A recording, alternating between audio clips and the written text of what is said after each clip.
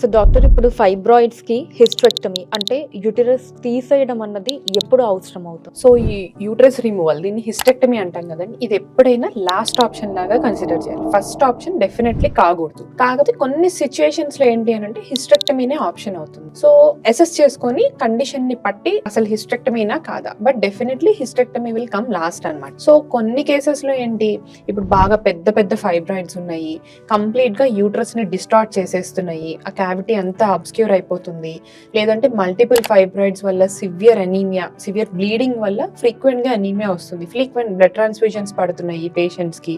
లేదు అని అంటే ఇప్పుడు suppose around 47-48 years of age, heavy bleeding వచ్చి వాళ్ళకి ఎట్లాగో ఫర్టిలిటీ ఇవన్నీ ఇష్యూస్ ఉండవు, రిపీటెడ్ గా ఈ ఎపిసోడ్స్ వస్తున్నాయి అని అంటే ఖచ్చితంగా హిస్టెక్టమీని కన్సిడర్ చేస్తామన్నమాట. కానీ ఎవరికైతే ఫ్యామిలీ ఇంకా కంప్లీట్ అవ్వలేదు, యూట్రస్ ప్రిజర్వ్ ఉండాలి, ఫర్టిలిటీ ప్రిజర్వేషన్ ఉండాలి, వేరే సిమ్టమ్స్ అంత సివియర్గా లేవు అన్న వాళ్ళకి మినిమల్లీ ఇన్వేజివ్ మెథడ్స్ తోటే ఫస్ట్ లైన్ ఆఫ్ అప్రోచ్ ఉండాలి. ఇవేమి పని చేయట్లేదు, ఫ్రీక్వెంట్గా మళ్ళీ సిమ్టమ్స్ వస్తున్నాయి, ఇవి వర్కౌట్ అవ్వలేదు అని అంటేనే అప్పుడు థింక్ ఆఫ్ హిస్టెక్టమీ.